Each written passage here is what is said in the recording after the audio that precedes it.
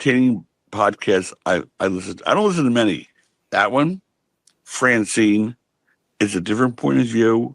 It's a female point of view, but someone who's been through the hardcore wars. Yes. So what Francine has to say to me matters and is important. And there are two guys up in New York, Monte and the Pharaoh. Mm-hmm. I find them hugely entertaining. I find them fun to listen to. But those three are the only three podcasts really other than, the PW Insider stuff that I listen to at all. The Monte and the Pharaoh Show is brought to you by... Because wine is your second favorite four-letter word. California wine, New York attitude. Good fucking wine. Yeah.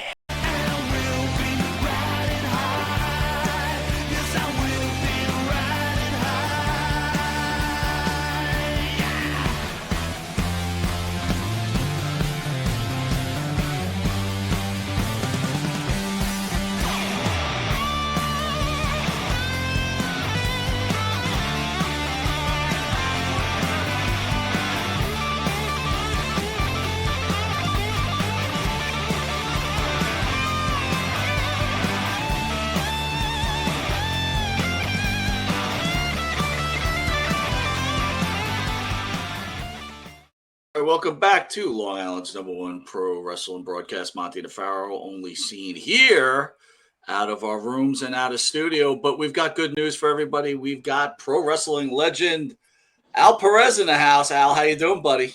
Good. Hanging in there.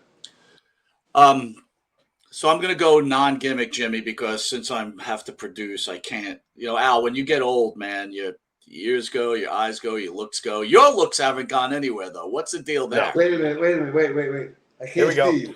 What are you saying? Dude, I got to tell you, first things first, you look like you're in fantastic shape.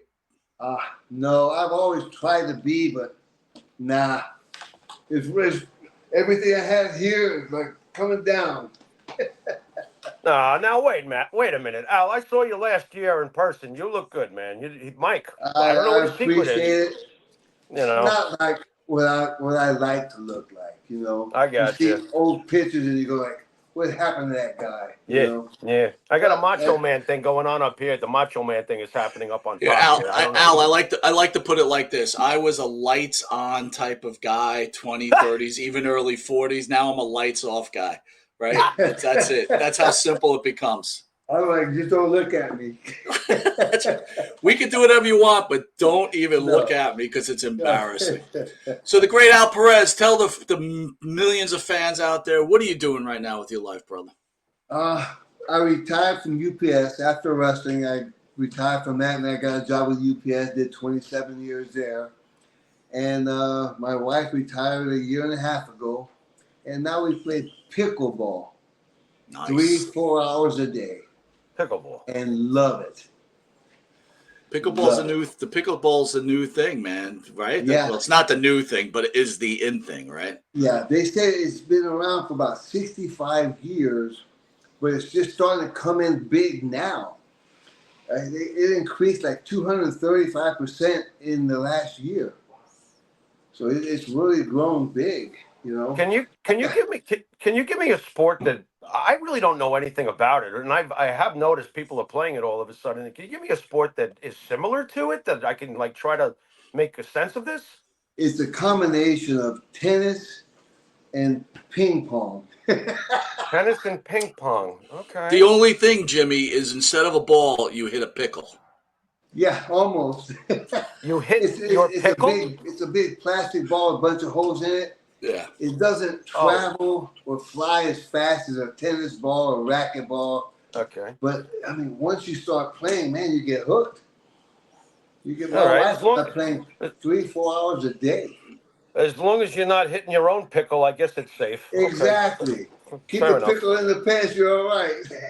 Al, also, I want to give you credit, after you decided to retire from wrestling and you went into UPS, you know what? Smart move. You took care of your own business, took care of your family. Kudos to you, brother. You know what I'm saying? Yeah, I appreciate that. what people forget is still have a life to live, and I got a family to support. So when I got hurt that I was done wrestling, I had to get a job, and it was no big deal to get a job. I got a family to support. I had a child, and got to do what I got to do. You know. Al, you'll forgive me if I take a hard right, but it really does piggyback off what you're saying. Did wrestling do right by you? Because you gave a lot to this business. You had a great look. You were a good worker. I saw you go to the big companies, and I'd scratch my head going, "What the f is going on here? Why is he not being pushed better?" Did wrestling do right by you in the end? Um, I'm not gonna knock it because if it failed, it was because of me or just bad timing. Timing's got a lot to do with everything. Every territory that I went to, I made it good. I mean, I enjoyed it, and I made something of it from there. And I just change of bookers, change of owners, change of this, change of that. It's just the wrong timing everywhere I went. Following like when they tried to tag me up with Wendell Cooley, it was trying to follow the Midnight Express. Mm. Well, back then I was 225. I'm not a small guy. I'm 6'2". I'm not one of those high flyers. It's just something that I can't do it. I can move, but I'm a ground worker. So following them, because that was a fantastic team. You could compete with the Midnight Express. Yeah, that's a tough act to follow. Yeah, real hard, real hard. And wherever they left, they took the crowd with them. Everybody loved the Midnight. You can't blame them. They were a fantastic team. So it was just, bad timing on where I went, who I followed. It was enjoyable though. Al, when you transition into, we'll call it regular life, was that difficult for you though? I mean, at that point, you're still living in the Tampa area. People know Al Perez, right? Yeah. You can't forget that look. I can only imagine how many women were chasing after you, right? How does that transition? Only one, huh? Only one. I'm going to call bullshit on that, Al, if you don't mind, but that's okay, all right? Something. Yeah. There you go. I know a bunch of those people, right? There you go. They were chasing the truck when he was working at UPS. What are we Yeah, you ain't about? kidding, right? Ran me over. He probably had to deliver the same packages, the same houses, just like empty boxes. He was getting strange packages in the truck. He was receiving strange packages. Oh, Warehouse. Did you get those UPS stock options? Yeah. Yeah, baby. That's what I'm talking about. Damn, Jimmy, I got to tell you, Mr. Perez is doing well for himself. He's getting those UPS stock options. But Al, do you just have an off switch? How do you go from look, man, you were a rock star, okay? How do you basically go from being a rock star and then did you have a button in your head that said, you know what, fuck it, I got a life to live? No, it was a family. I was married. I got a family. I got to take care of. I got to do what you got to do to support your family.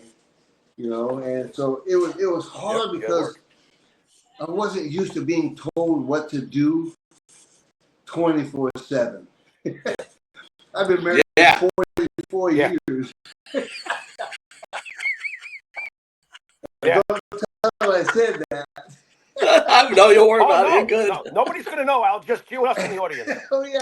Well, it's funny you say that, Al. I got to ask that. So, like, when you look at your career, right, you don't really stay in one place too long. And my assumption is, just as a fan, is that you knew what your value was. You weren't going to let promoters and bookers take advantage of you. So you weren't going to be told what to do. And that's really a great question, is I want to ask you, how do you transition to that? Because now it's like, hey, guess what? If you're going to stay at UPS, you got to listen to what people got to say to you, right?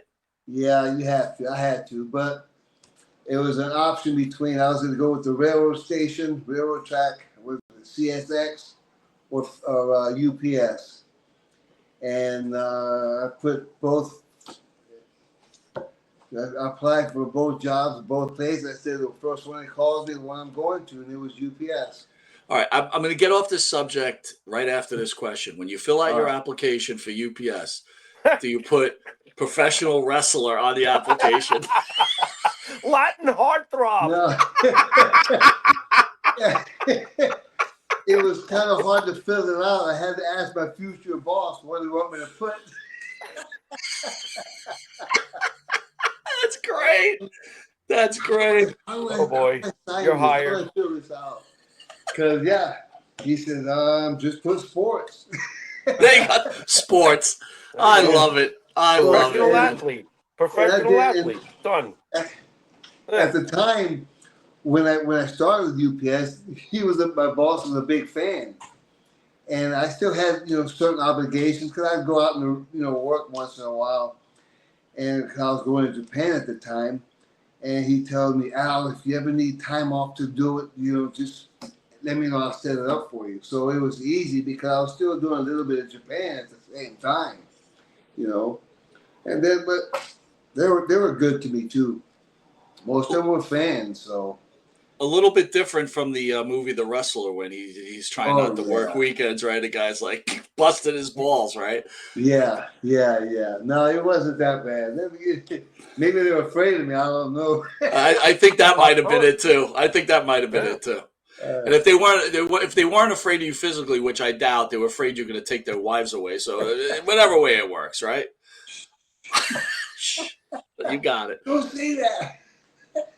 Hey, so Al, early on you work in Puerto Rico and you're up against Invader One, right? Invader One's known for obviously allegedly murdering Bruiser Brody. What was it like in Puerto Rico? What was Invader One like? And then after the situation, did you feel like your life was in danger? I never went back. After Brody, I never went back. I was supposed to be there that night. And I didn't go because I had my family. And I believe it was, I think it was one of the holidays that I always get together with my family, and they all knew it. Because I told them I won't be there that day, I'll be there the next day. And after that day, I never went back. Vader had an issue, I'm going to say a short man complex, because he was their bad guy, good guy, Carlos Colon was a good guy. And anytime they needed anything done, they'd send Jose Gonzalez to do it, But, bro, that was a shame. Guy should have never got away with that. Would you say that's the greatest miscarriage of justice you've ever experienced in the time in the business? Because it seems quite clear. I know allegedly this, that, and the other thing, but it seems quite clear that he murdered Frank in that shower. So yes, he did. They said for the trial he lost like 25, 30 pounds, and he just had a newborn baby, and he went to court with the baby. He said, "Oh, Brody's so big and me so small, and my baby." Yeah. If they would have tried him anywhere in the United States, he'd have been found guilty for sure. Did this change how you looked at the business? Give it more respect to the people out there, because especially nowadays, things are so crazy. It's like life doesn't matter to people anymore. Apparently not. It's just weird, but it's always been it's a high risk business, mostly because of the fans. You don't expect that from your promoter. You never expect that from your promoter and stuff. Like I said earlier, I was in Puerto Rico. I was attacked by umbrellas, throwing batteries at car. Trying to flip your car over and stuff on the way out of the building. You expect that from the fans, because they're hardcore fans. But you don't expect that from your co-workers and your boss, Al, I'm gonna ask you a couple of tough questions, and again, it's only speculative or your thoughts, right? We've had a few wrestlers on. Obviously, everybody was dead set against what happened, and they were hurt by it. But some wrestlers felt that Brody, his attitude may have fostered that issue. What were your thoughts about that? No. Brody had just gotten a part of the company. He owned, I think, a percentage of it. So he felt like he had say-so in what went on. and Jose was not going to give him any kind of kudos to it. I think it was, what's his name, Victor Javica was the main guy. And then Victor Quinones sold Brody his portion of the company. So Brody went in there with, I have this my company too. And I'm not going to do this. We're going to do this and that and that. And Jose didn't want no part of it. Matter of fact, I'm going to say this, like Carlos didn't want any part of it either. That's why they sent Jose Gonzalez into it to take care of it. He went farther than what I think, than what Carlos expected, but they expected him to do something like that. I'm sure of it. So that was my next question to you. You believe that Colon didn't want to be involved personally, but he knew if he initiated it, he would get the result he was looking for. Yeah, that's what I think too. I think that because, like I said, they used to send him in to do all the dirty work, and he did. And he had enough political persuasion to arrange the kangaroo court case. Yeah. It was horrible. Anyway. So let me ask you this. You made your stance, which kudos to you, right? You said, I will never go back after this. Yeah. What did you feel about like fellow wrestlers like a Dutch Mantel, for example, that continued to work there afterwards? Or is that his right because he needs to make money? Yeah. Well, he still has to make a living. He knows what happened there because Brody was one of us. I mean, they were one of us too. But he still has to make a living. I don't agree with it. I would never go back to it, especially if he has anything involved with it. I wouldn't want to put a dime in his pocket. Al, one last thought. We've had Tony Atlas on, and he's told the terrible eyewitness account of what he lived through that day. Do you think that if Tony Atlas hadn't been helped off that island, Tony Atlas himself's life might have been in jeopardy that day and the next 24 hours? Yeah, I do. I really do. And that's what it's sad because then they would have got away with that too. Wow. I'm glad that nothing else went any farther than that with anybody else. But I'm glad I didn't go back either. That's a shame. Brody was a fantastic person too. He really was. He had that crazy mean look, but let me tell you something. Down to earth. When he got home, he was just him. That's Tony Atlas there, but yeah. Yep. Brody was a fantastic person. I had some great matches with Brody too. So that must have required a big bottle of aspirin. What was it like working with the great Bruiser Brody? I mean, did you walk out of there with a headache every time, or was he actually surprisingly smooth with you? The first time he hit me, I thought the world was coming to an end. It probably was. And yeah, I mean, he kicked me in the head. I was like, damn. I said, Frank, please, man, you're killing me. And he said, just lay him in there. So I'm not going to lay him in there. I said, if I can make it look good without laying it in there, I'm going to make it look good without laying it in. Yeah. After I told him that was it. Everything was butter. He was so easy to work with. After that first shot, though, you were ready to work for UPS immediately. I'm ready to quit. Yeah. I was going to put a Lex Luger. Very funny. Exit stage I was going to left. climb out of the cage. That's all she wrote. Mike, you want to switch on over to Mid-South yet, or do you have anything else for the Brody thing? Nope, go on, Jimmy. You're on. All right, let's talk a little Mid-South, one of my favorite territories, which I discovered many years later with the WWE Network. We're just two fans from up north, so we didn't really get access to every territory until Vince got the WWE Network years later. But I digress. Bill Watts, let's cut to the chase. We've heard so many things about Bill Watts, and I loved his promotion big time. Is Bill Watts a racist or what? Yeah, I believe so. He was, I said earlier, he liked the big tough guys around him all the time, Like Steve Williams, Buzz Sawyer, Dick Slater. He liked all the big tough guys around. Rick Steiner, you know.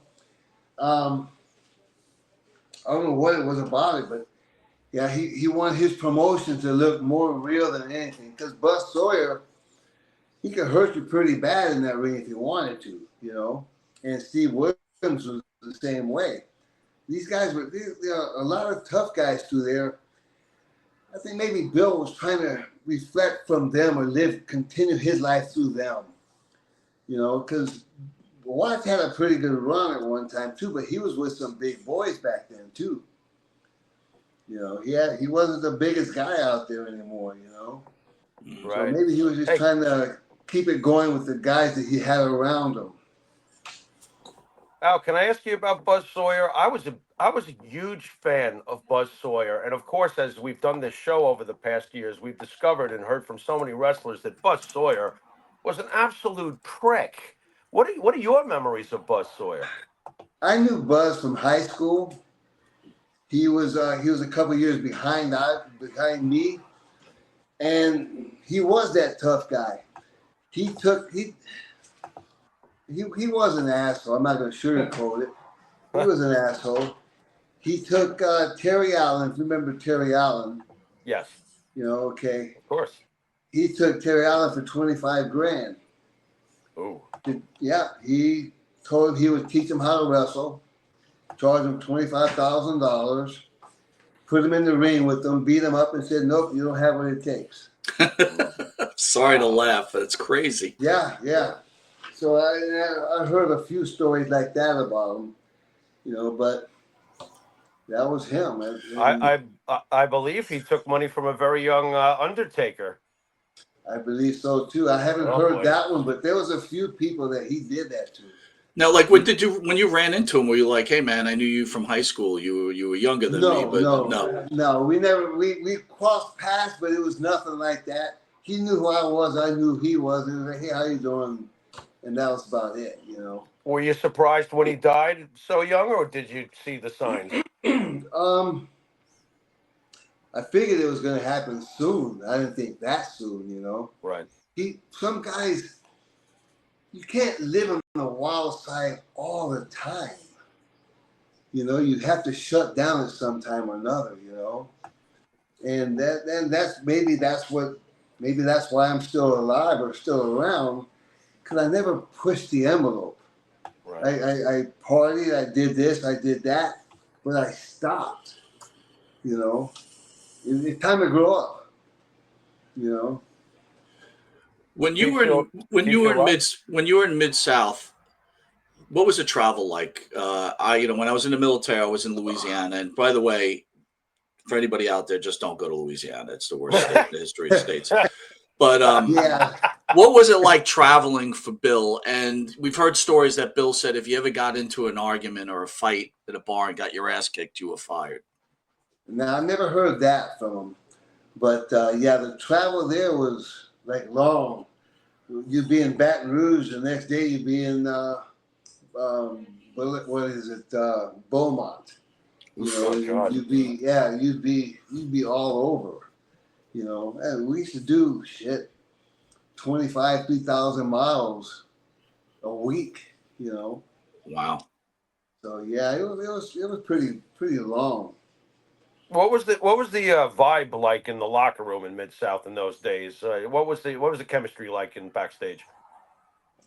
When Bill was around, it was all business. You know, you go to the locker rooms. Most of the locker rooms, except with Vince. Vince was the same way. Everybody was afraid to talk. You know, everybody was like, there's this hush, hush, and you do your job, and that was it, you know. I've been in locker rooms where, man, you don't even know you're going to wrestle against a guy, and you're laughing, cutting up. It was a fun business, you know. We used to pull pranks and stuff, but with Vince's locker rooms and Watts's, it wasn't fun. It wasn't enjoyable. It was a job. Dave's channel's asking, who did you travel with in Mid-South? Who are your travel buddies? Mid-South. I really forgot.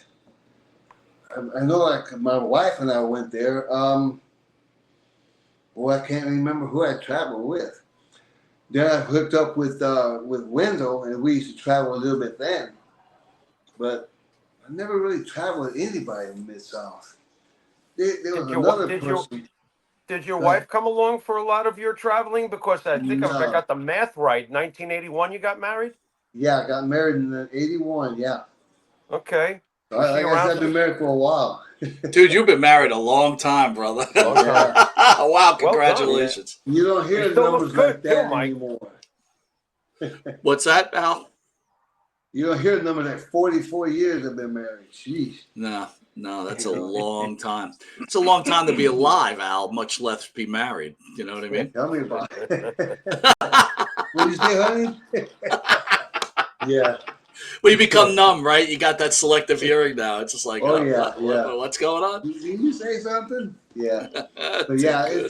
it's I just I don't know. She would go to the States with me, but on the road I'd be by myself most of the time, you know.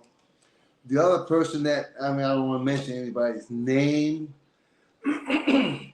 But Grizzly Smith was pretty much of an asshole too, Mm.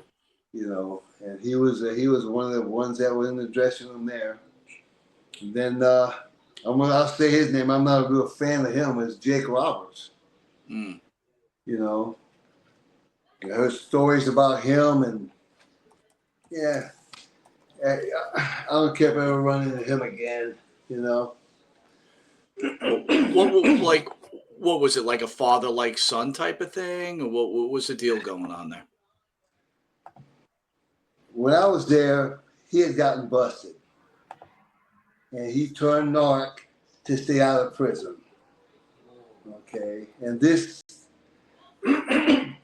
he set me up, and he asked me one time if I can get a hold of some drugs, and I was like, "Yeah, I'm from Florida. Yeah." He asked me if I can get him some cocaine, and I said, "Yeah, sure I can. Can you take it to Texas for me? Can you take it to Houston?" I was like, "Okay, yeah." I didn't. I wasn't going to, you know. And on that trip, I had a 1977 Pontiac Grand Prix, my wife's car. I was driving it. I had Perry Jackson, Butch Reed, and Ron Simmons in the car with me. And we're driving, and I'm doing 56 miles an hour, going down 10. I see a state trooper coming the opposite direction. I'm doing 56 and a 55. And I see him turn around, make a U-turn. And I told everybody in the car, we're getting pulled over. Hope nobody has anything in there. And nobody did. The guy pulled me over and asked me, you know why I pulled you over? I said, yeah. And I said, speeding. He goes, yep. 56 miles an hour and a 55. Mind if I search your car? I said, I have nothing to hide. Go ahead. He said, well, we got a tip that there was a car transporting drugs in this car. The only person who knew anything about drugs was Jake Roberts. Wow. So, and that's when I heard that he had gotten busted, and Grizzly Smith, his dad, was helping him stay out of prison. When I got Was to there Houston, I walked up and behind him. I said, Jake. He turned around. He was in shock that I was there. So he can deny it. He can do whatever. I don't care. I know it was him, how'd you but I not never did the drugs anyway. So how'd you not clock him at that given moment? How'd that not happen? I wouldn't give him the satisfaction. Wow. Well done. Yeah, yeah. Wow. It was hard, but wouldn't give him the satisfaction. Until this day, this is the first time I ever say that about him too. Mm. And that's Damn, Mike. been And 40 we years. wonder why we Jake is backed out. How many times did we try to book him for a show and he always cancels for some Just reason or another? once. Just once. Yeah. Oh, it was Just only once. A long once. time ago. Just a long Oh, time ago. A long time.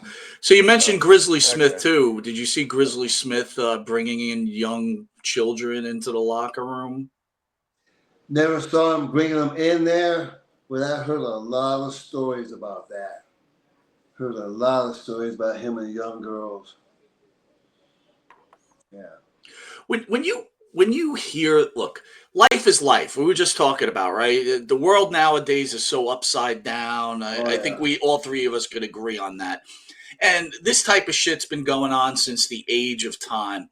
But when you work in such a close industry where you guys are all very close to each other, you're working with each other, traveling, when you start hearing these stories and then you have to report to a guy because he's booking, is there like a point where you just, I don't know, you feel sick to your stomach, or you feel like saying to him like you're trash or something? You try to avoid them as much as possible, because why you gonna stir it more? Because you're still dealing with the same crap. If you bring it out, then you have to watch your back even more. Sometimes it's just best not to say anything, because you know what to not to do or say around them anymore. But yeah, Jake, to me, Jake got the right name is Jake the Snake. Oof. He's a snake. What were Al, the did you deal what, with a lot of did you deal with a lot of jealousy in the business? Because I'm trying to just look. There had to be a lot of dick measuring, for lack of a better term, egos in the back, and you had a great look. Obviously, you don't call yourself the Latin heartthrob for no reason. You've got the it factor. You can wrestle and work in the ring. You get the response from the crowd. Did you have to deal with any jealousy? Because not everybody could look like you. Let's face it. I did. I never took it as far as well, look at me and stuff like that. I'm But sure. yeah, I did. A lot of guys jealous because they wanted a spot that was given to me. When I went to Mid South or even Southwest with Joe Blanchard, I walked in there just looking to work. And next thing I know, here we're gonna make this, we're gonna do this. Everything was basically, it was given to me. So yeah, there was a lot of jealousy there.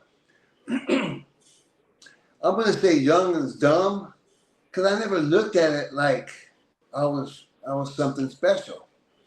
I just looked at it like, oh, okay, let's go. I never looked at it as a jealousy, because hell, there was a lot of people that were bigger than me, stronger than me. I don't know. It just I never looked at it like a jealousy thing, but I knew there was a lot out there. You know. Fair enough. All right, Mike. This is the portion of the program where we go to your well, favorite Jimmy, place. I just want to ask one question before we move on Sure, to that, because sure. again, I definitely want to get into this. But just on the end with the Jake the Snake thing, what were the rumors in the locker room about the disappearance of Jake's sister? Did you hear anything about No, that? I never. I Okay. never knew anything about that. I never heard about that one. I didn't know she was missing. Well, well, I guess she is. That's how good she was missing. I guess so.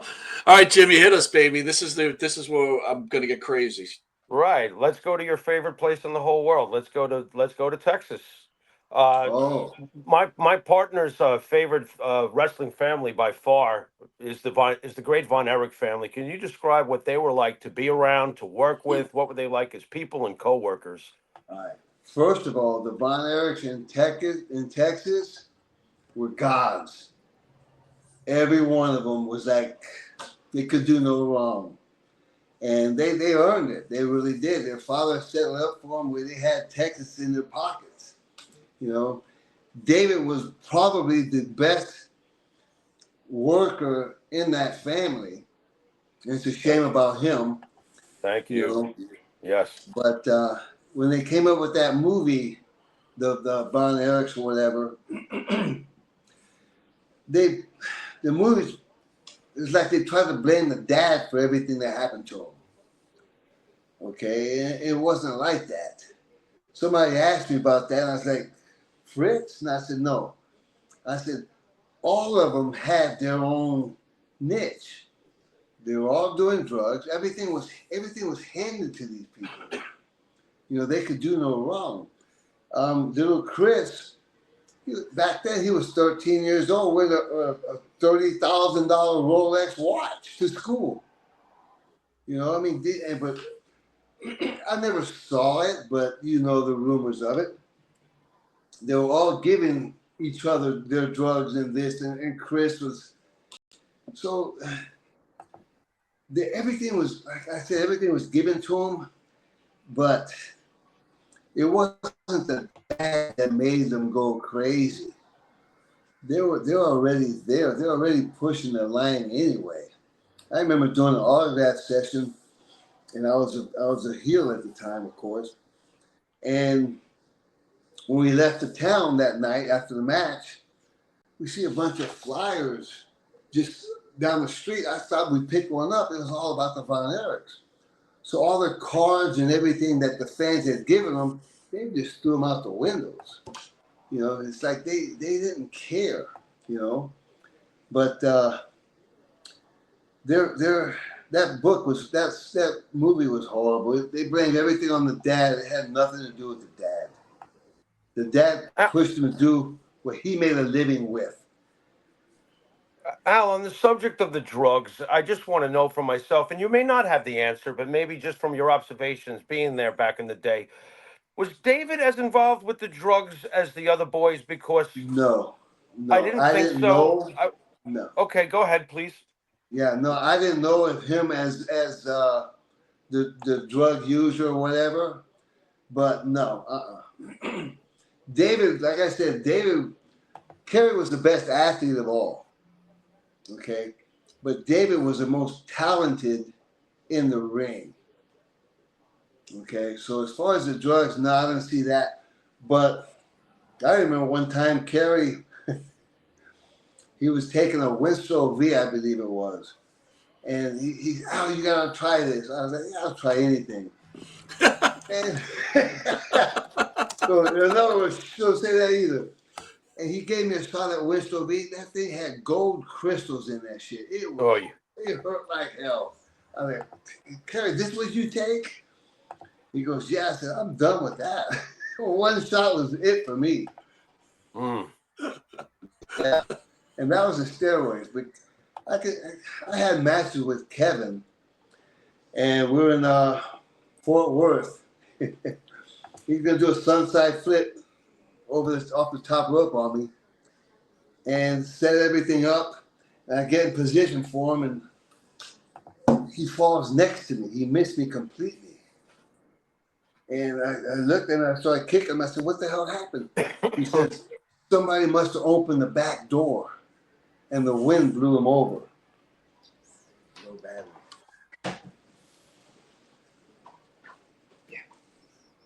All right, let's ask a slightly humorous question. How do you feel about the Iron Claw as a finisher? What was it like to be put in the Iron Claw? And where would you rank the Iron? Does it hurt when the guy's holding you by the temples? Is he mad at you that night? Does he squeeze extra hard because you're so damn good looking? I mean, what is it like to be in the Iron Claw? When Fritz put it on you, it hurt. Okay. It looks like it does. I don't doubt it. I don't want to try it. Something like that. When Fritz grabbed you with that big hand, I mean, he No. would push it. He would push both hands on you. It was like, damn. Sometimes he'd put his thumb on your temple. It would hurt like hell. Let me ask you this: when you were in WCCW, right? You guys were that territory could do battle with the WWE at that point. Yeah. In fact, if things had turned out as a wrestler, as a professional, were you ever angry with the boys that they just blew this for everybody? No, I never thought of it like that, because it was territories. I didn't even think of it like that, because I thought, well, business is dying is what it looked like. Because that's when I was there. That's when the WWF started doing their crap, and that was a changing, again, bad timing on my part. That's when they started changing it from a sport to showbiz. Okay, and that was the turning point of what was going on at the time. But every territory was falling, except for Vince and Vince for WWF. Were you taking Vince? Were you taking Vince seriously at the beginning, or No. did you? No. Okay. No. Oops. Whoops. I didn't think it was going to make anything, because you take it, because they're hardcore fans. There's some real hardcore fans that believe in everything, you know. So, and then when all the talent started going to WWF, hell, Hercules Hernandez, Gino, I think Gino went, or Tully Blanchard, Arn Anderson, Barry Windham. A lot of the talent started going to them. Even what's his name from here? I can't remember his name. We talked about it earlier. Sawyer. Dick Slater. Slater went there. All these people start going, well, the Funks. Terry Funk. Everybody starts going to them. And these were the big name talent that went to WWF. And if you pay them what they, like I said, it's a business and they're making a living. But when you see your big talent going like that, you think, man, something's going on, And they took it from a sport, because back then wrestling was a sport. It was. And then they took it to showbiz. And I remember when I got hurt, I tore my bicep in Texas. And I had to wait till Monday when I came home to say, I picked up a 5-gallon bucket and my arm just fell. Because I couldn't get insurance by saying I was a professional wrestler. Because back then they didn't cover you. Couldn't get insurance for that. So I had to wait till I got home and said, oh yeah, I pulled a bucket and my arm fell, So, but now they get insurance, they get health care, they get everything handed to them because now it's acting, There's that timing again. There's the timing. You guys are the ones that build it. That's why I said it was like wherever I went, the timing was just, I was a little bit too late or too early. Just a little off. I'm going to give you some names of some of the WCCW workers. Just tell us what you think of them and maybe some experiences. The great Gino Hernandez. I never really met him, but he was good talent from what I've seen, How about the Dingo Warrior when you were around? He had just started out when I was in Texas. He had just started up there, and him and Sting. Ability, no. Looks, and yeah, he had a hell of a body on him. But ability in the ring, no. Did you have any idea? Did you have any idea what those two were going to go on to do? No, had no idea. Fair enough. No idea. And with the other one, Gary Hart, yeah. How about the great Gary Hart? Gary. Yeah, to me, he would still be the greatest manager ever.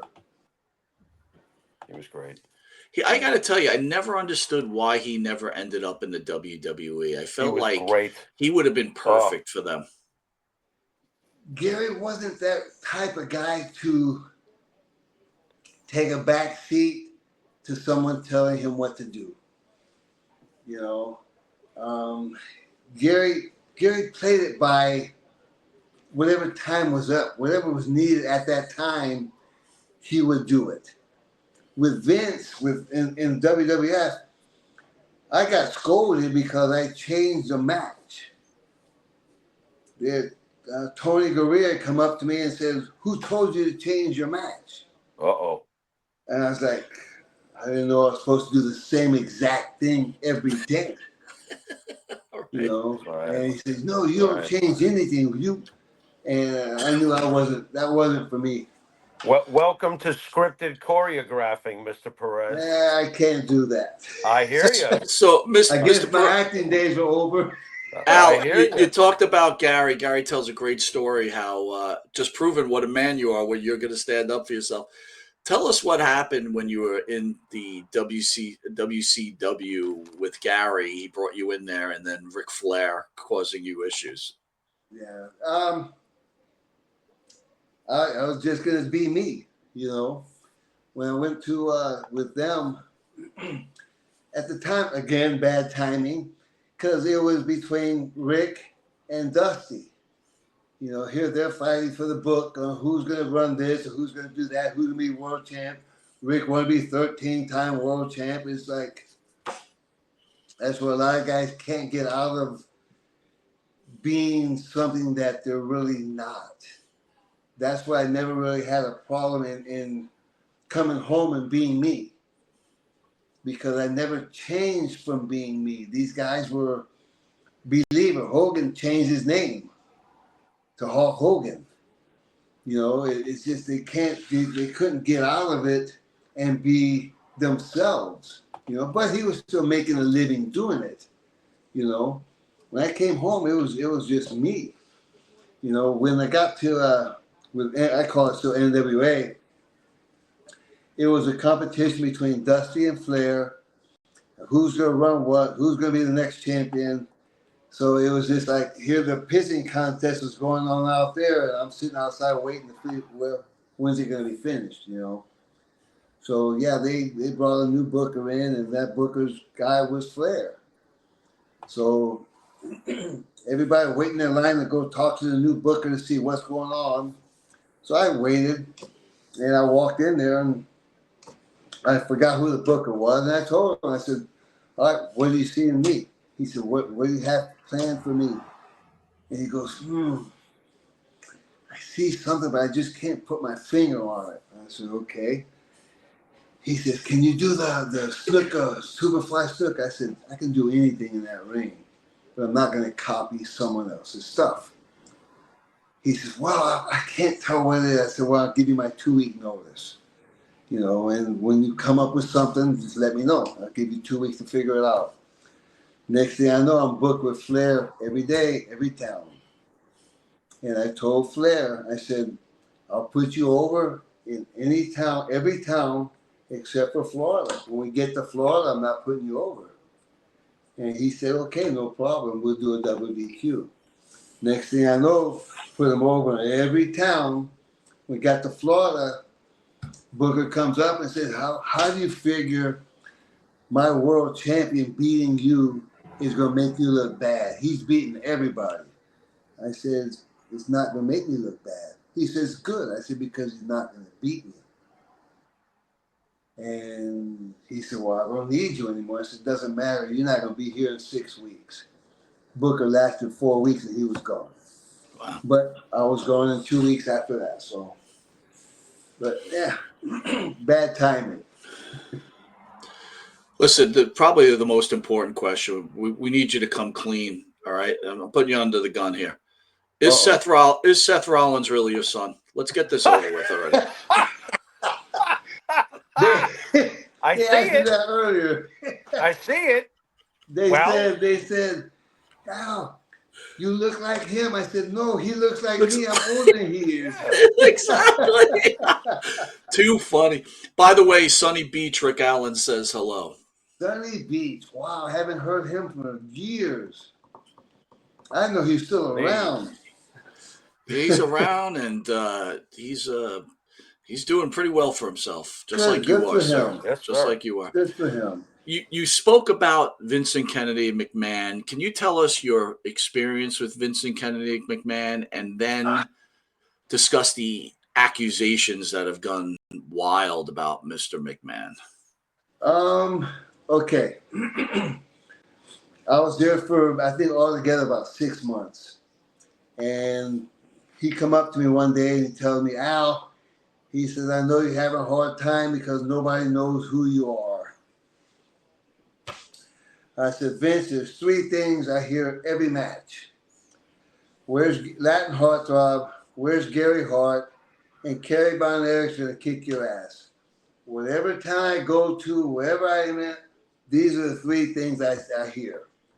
And he said, well, the New York crowd is different. They don't know you. I said, okay. So in other words, I'm a piece of shit to the New York crowd. He goes, no, it'll be better. Soon we get you on TV, you'll be okay. All right. Week after that, Pat Patterson comes up to me and he said, let's talk. Okay, so I heard stories about him. So he's sitting on a folding table, 8-foot table, and I got my leg on the side of the table. He's telling me, "It's good to have you here. You're gonna make a lot of money. We'll give you a new gimmick. We'll put this on you. You make a lot of money. Blah blah blah blah blah blah." And besides, I hear you go both ways.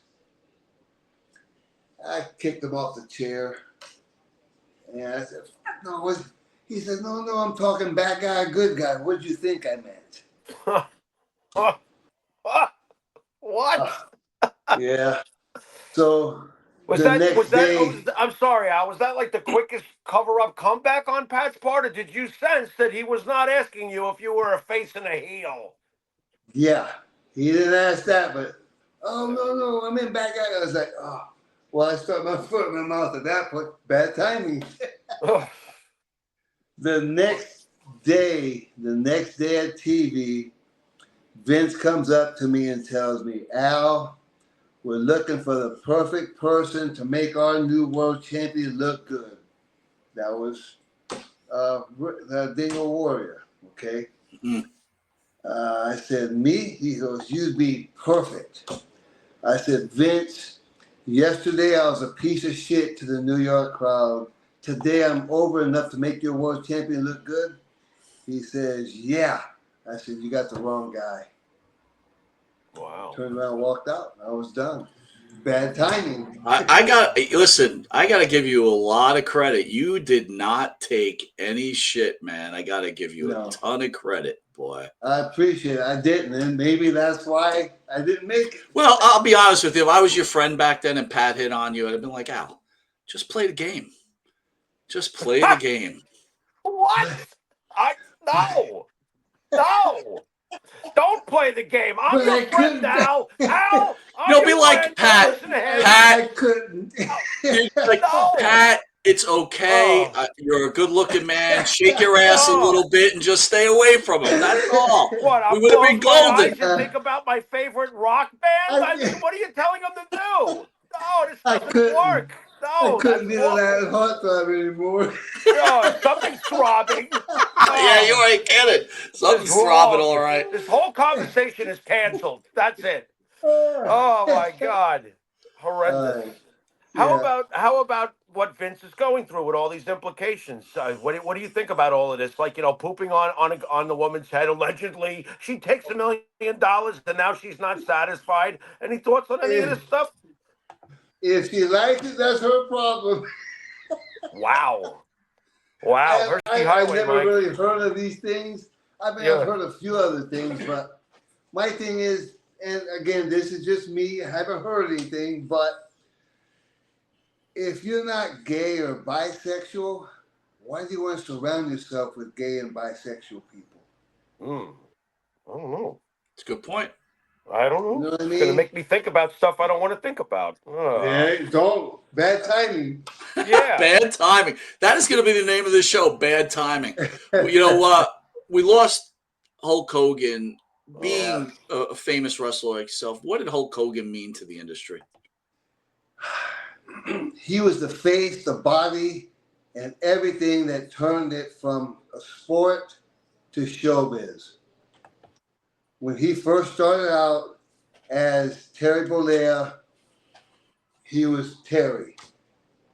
When he became Hulk Hogan and turned it from the face, like I said, the face that turned it from a sport to showbiz, a lot of athletes did not, including myself, did not care for it. Because I heard people say, I was right there, excuse me, he was the real deal. Hogan was not the real deal. And I'm not trying to talk bad about him, okay? Al, Go ahead. I think we got him frozen, so. Oh, okay. Just stay like that. Just stay. Bad timing, Pharaoh. Bad timing. Yeah. What is the real deal? When you say real deal, before you get into why Hogan wasn't, Okay. what to you is the real deal? You're in a sport, wrestling sport, okay? Mm-hmm. As a real deal, I know people who destroy him if they wanted to. I know people who athletes that were athletes compared to him. He was not an athlete. He was not that tough guy.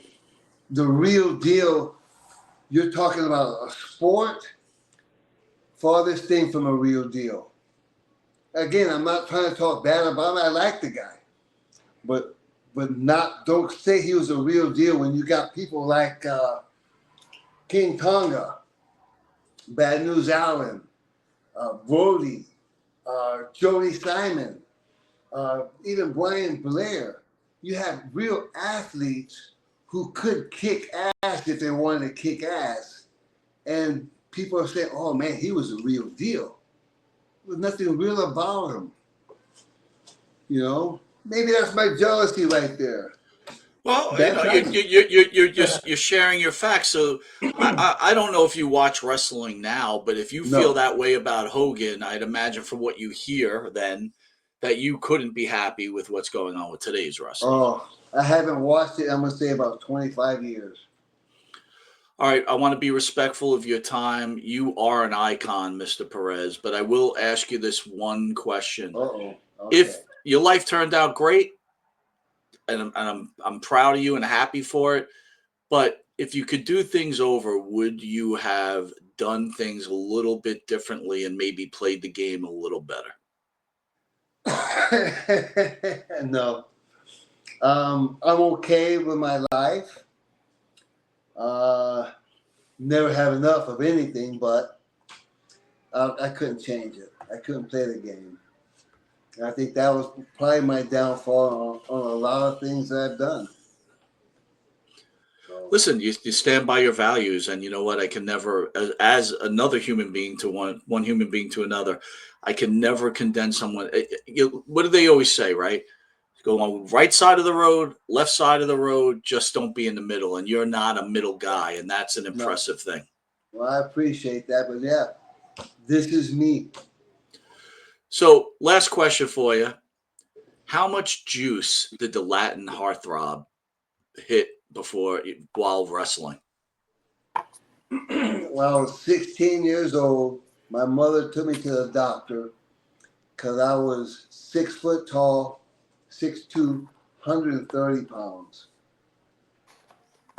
And asked the doctor if there's something he can give me to make me gain weight. I would eat 7 sandwiches a day for lunch and never gained an ounce. He gave me 8 weeks of Dynaball. And I put on 30 pounds. I graduated from high school at 162 pounds at 6'2". I wore a 24 Slim, and you can take them and just wiggle them right off me like that. Okay. After that, the doctor put me on testosterone and a DECA for 8 weeks, and I kept gaining from there on. And then my thing was DECA, because it would keep you lean and cut up because you couldn't work out like you have to. But that was basically all I've ever done. Well, the DECA at that time was pill form, right? So I think no, it was injections. Really? Yeah. Yeah. First of all, it's one hell of a doctor, by the way. I like that doctor. That's not a bad doctor right there. Well, the doctor that the WWF had got in trouble for it. Not your doctor, though. No, he was smart. And listen, kudos to your mother. She had no problem with it either. I wish my mom let me take steroids. I mean, I was eating 7 sandwiches a day for lunch and couldn't For get lunch. out. You know, A lot of toilet paper good. in that house. A lot of toilet paper in that house. All right, Jimmy, you want to hit Al with the Pharaoh's final question so we could get the great Al Perez on his way? He's had a long day. Sorry that I got bounced there for a few seconds. It looks like the timing thing came back again, Mike, the theme of this show. There you go. There you go. Well, here's the obvious question. If you could change anything, and I bet there's a bunch of things you'd possibly, as my cat decides that we're live on the air. Come on, get out of here, bro. Would you have changed anything? If you could change one thing, what would you have done to Jimmy, you missed that. I asked him that question while you were off air. Oh, did you? Yeah. Let's go with a That's bad different Pharaoh timing. spot. That's bad All timing. right, all right, all right. Then fine. Why didn't you change it? Is that good? I mean, I'm trying to cover for what I missed. You know. Bad timing. Yeah, yeah. What are you gonna do? That is the best shit ever. All right, That's Pharaoh, hilarious. hit him with it, baby. Oh, What? Now I got to make up another one? Where'd he go? I think he's Is he gone. still? Bad timing. He's spinning. There goes the timing again. bad, You bad know what I would timing. change? You know, Mike, I would change. I would change this connection. That's what I would do. That's a good one. You would That's what change came it. through. All right, Jimmy, let's hit it and then send us out. Al, it's been a pleasure. You are definitely an icon in this sport, sir. I appreciate it. I enjoyed talking with you guys, man. Thanks. Absolutely. Thank you, Al, very much. All right.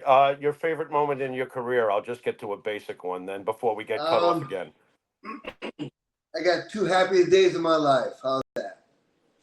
Okay. First time was my son was born. The second time was when my grandson was born. Nice. You really Outside can't top that. Yeah, life You really is can't top fantastic. that. What can I say? Excellent. How's Changing your anything? UPS? How's your UPS doctor? Do you get good drugs? No, he fired me. Oh, shit. Well, Al, thank you very much for a great career. You've been an awesome guest. I really appreciate you coming on tonight. Thank you, brother. I appreciate it. Y'all take care. Thanks. You've been watching Monte and the Pharaoh with the legendary Latin heartthrob, Al Perez. And until next time, later. Couple things I want to cover, Jimmy.